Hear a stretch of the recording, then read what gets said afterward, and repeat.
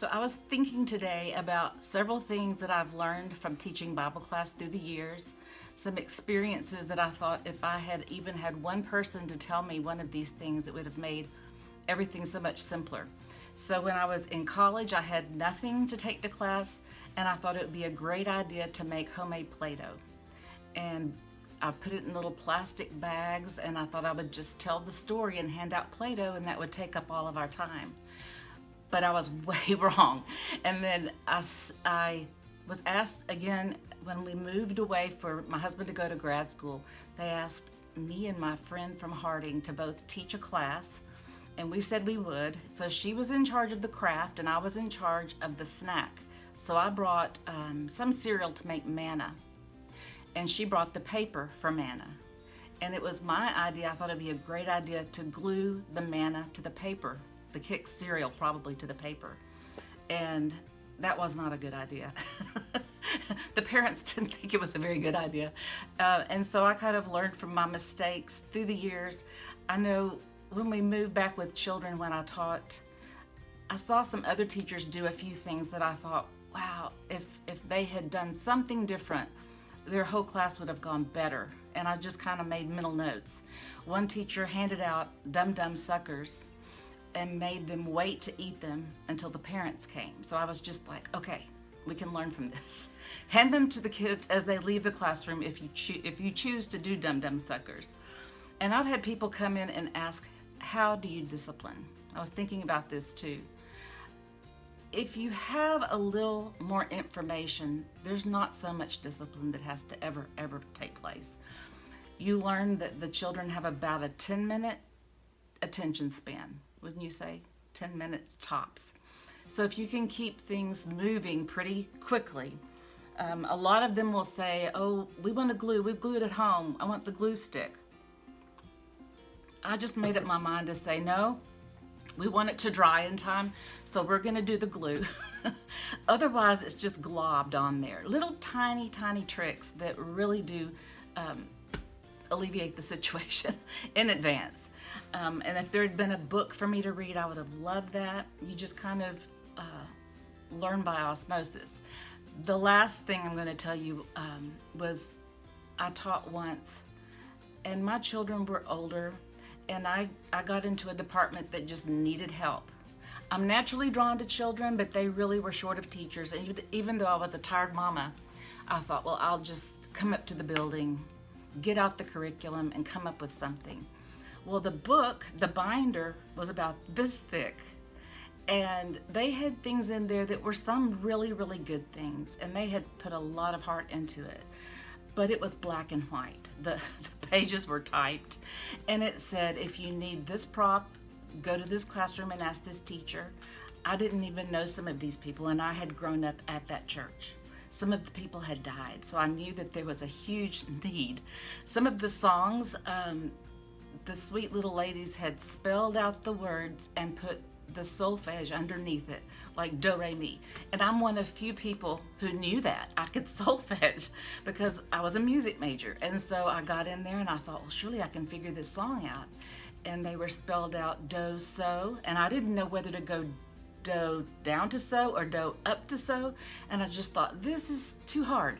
We needed a little bit more help. And so I got involved, and I decided I'm gonna just stick with one class, see how long it can last. Others of you may just be taking over for a summer, but if I have given you one tiny tip that you've taken, or one trick to think about, then that's good. So if you volunteered to teach and you're just trying it out and you don't have a lot of money, or if you work full-time and you don't have a lot of time, the way I would start out, if I had it to do all over again, and you have very little money to put into it, I would ask. I never even thought to ask for a budget, but if your church leaders can even give you $50, that's a whole lot of money towards having some very fun lessons that hold their attention, distract them from crying, because if they are crying, they cannot learn. So even a jar of bubbles or one thing like that would really be nice. And if they say, no, we've used our budget, then I've seen these ideas too. Our church had a church shower one time for our nursery department. They all gave new toys. Okay, so I got a phone call. All right, so we had a church shower and everyone loved buying little toys for the Cradle Row department. I remember doing it. It was at Christmas and it was so much fun. You could just consider it your tithe, like we have. My husband and I have always saved our receipts and considered it part of our giving budget because it's just complicated for me to ask for reimbursement. It's just one more step. So to simplify, maybe it makes you stay in the classroom longer. You may choose to do that type of a thing. My niece Molly had written in their bulletin items that the Bible classes needed for the upcoming year. I thought that was a really great idea. I know lots of little ladies that are task-oriented would love to go to Walmart and stick in a package of balloons for you. And it makes them feel a part of the class. But now today, I would say Sign Up Genius might be the best bet because it's worked really well for so many different things. And you could just list the items that you're thinking about in advance and put that out there for some friends and see if they wanted to help you, but get very specific. If they don't want to shop, but they have money, say I would like a gift card to Hobby Lobby, or I might like, puzzles, any one thing like that. And you can order, they could order those online.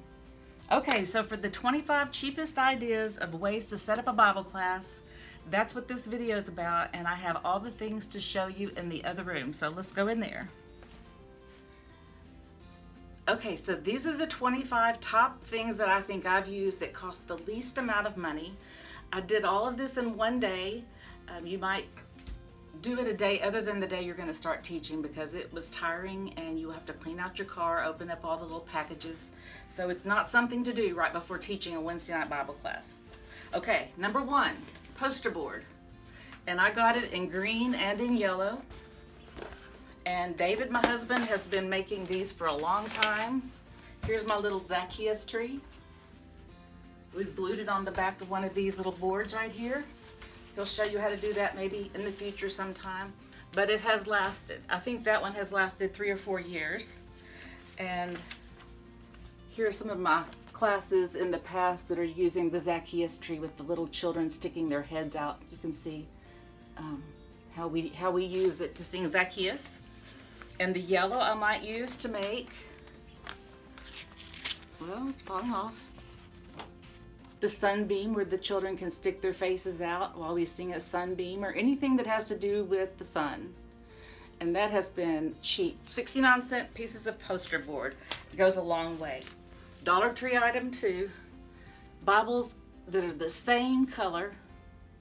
If you get different colors, they're going to fuss over it, so just get the same color. Especially now after COVID, I'm going to label them and keep them in baggies and wipe them down. And remember, this is the main reason we're at Bible class. So that's pretty important. If in doubt, go bright. It catches their eyes. I got this idea from other teachers, of course. I've picked up many tips from people who've taught much longer than I ever did when I bought these. It would be great if you could get a vase for them. I got these all at the Dollar Tree. If you can't find a vase, you can find this at any store. I think this came from Hobby Lobby, but you want to have something that children can stick the flower down into, I think, or plant seeds in. Okay, that's all from the Dollar Tree.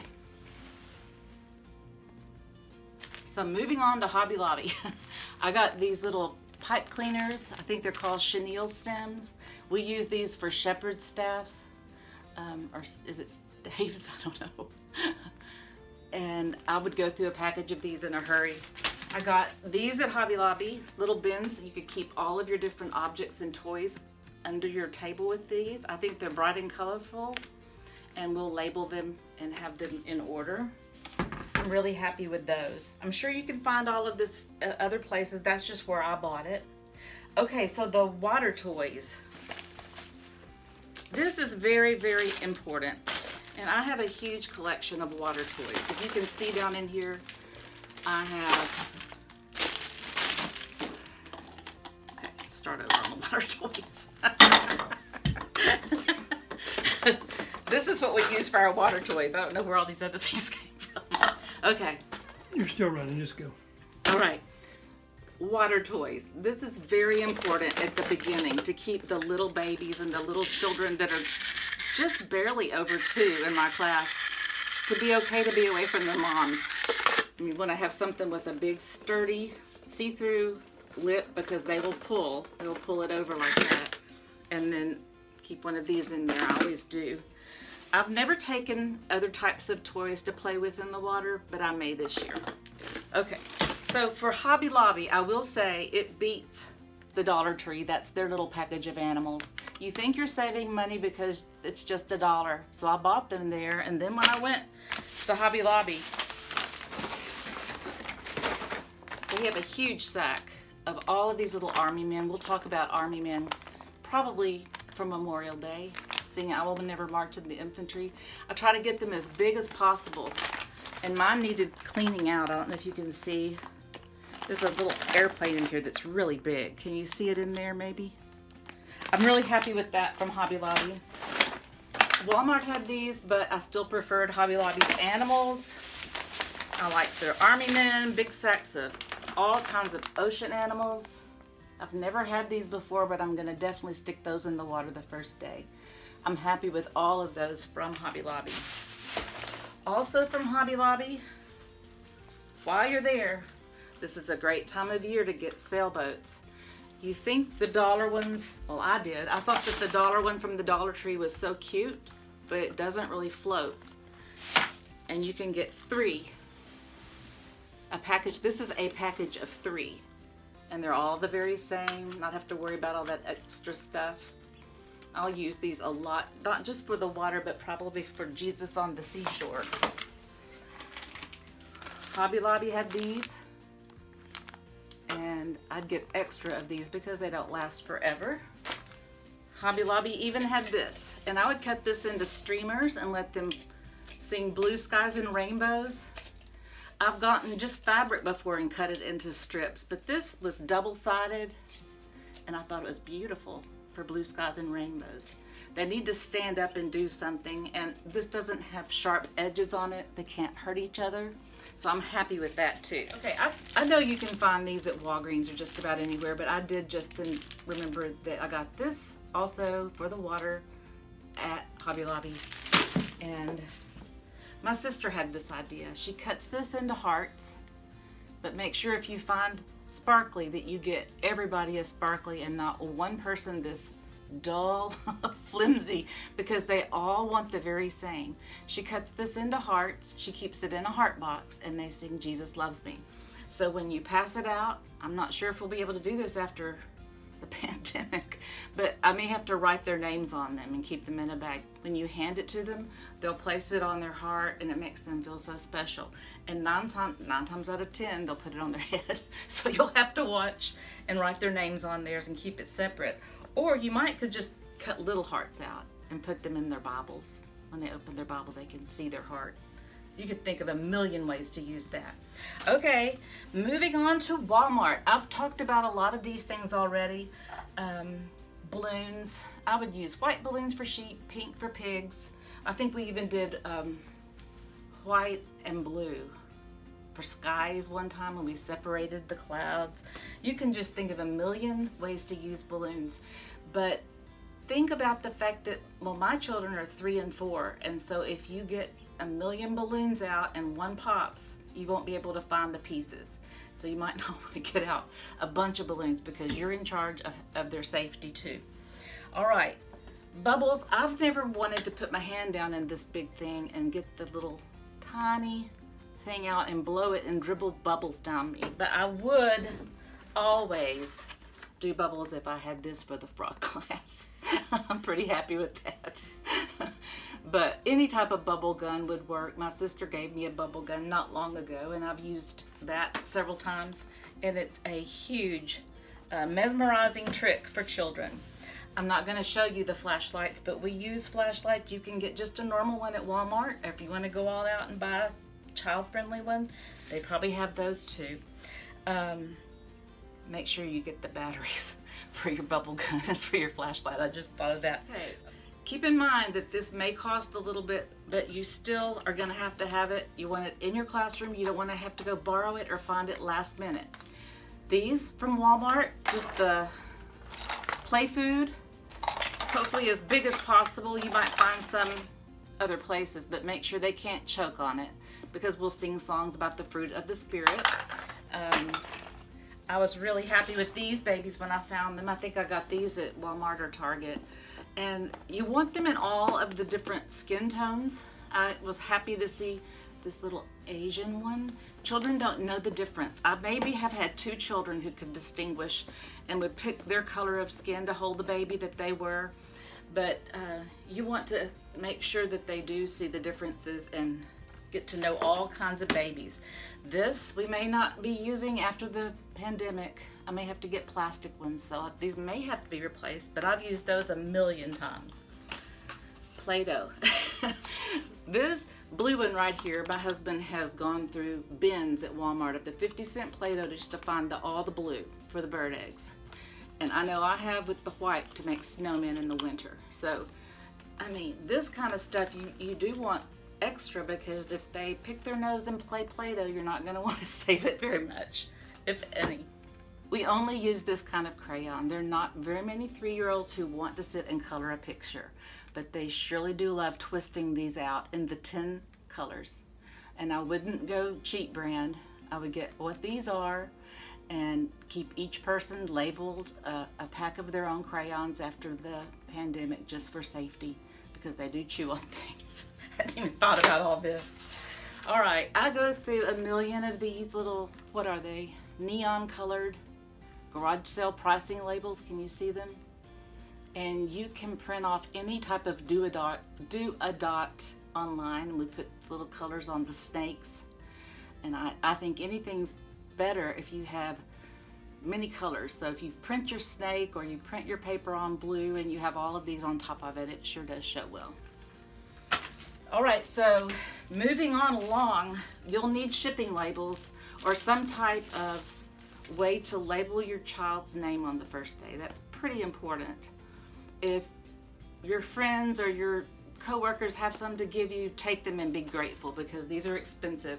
I know we've all found those little child-friendly name tags, and you can use those to label your bins and your cubbies, but you'll have to have this. So don't show up without that. You'll be glad you took that on your first day. Okay, so the 2 things I haven't talked about were the adult pair of scissors. You only need 1 or 2. You and your helper will both want one. And big fat purple glue sticks. Those, they love to do those towards the end. And a bottle of glue. Little things like that will help you to have underneath the desk. Do you think of anything else that I left out, Dave? I talked about snacks and what we use, basically all paper products, in another video. So you'll want to grab a big box of Goldfish Crackers. Really, there'll be one child who would want to color for 20 minutes. And there'll be one that won't want to touch it. So maybe you can talk them into turning the paper over and tracing their hand into a turkey or something. You can find ways to make children who are not interested be interested. Whether you help them color or whatever. I don't mean to say that every child only has a 10-minute attention span, but I think it moves better and you have less wandering and less fussing, less messes if you can just keep class moving ahead, make it interesting, and it'll be fun for you. If it's not fun for you, it's not fun for the child. All right, thanks.